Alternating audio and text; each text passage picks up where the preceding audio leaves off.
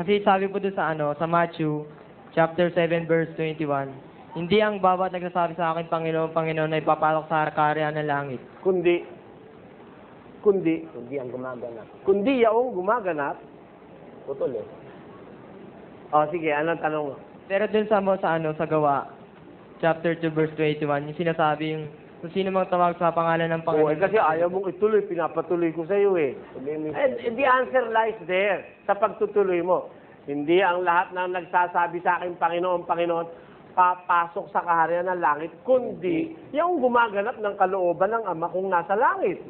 Eh, kahit tumawag ka pa ng tumawag, hindi ka naman gumagawa ng kalooban ng Ama, hindi ka papasok sa langit. Eh, yun naman nasa gawa, sapagkat bawat tumatawag sa pangalan, yung ba sinasabi mo? Gawa ba yung Roma? Gawa o Roma? Gawa po, chapter 2, verse 21. Sige, basahin natin.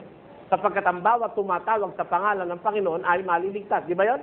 Yun na. Bata. At mangyayari na ang sino mang tumawag sa pangalan ng Panginoon ay maliligtas. O, sinong tumatawag sa pangalan ng Panginoon? Di yung gumagawa ng kalooban ng Diyos.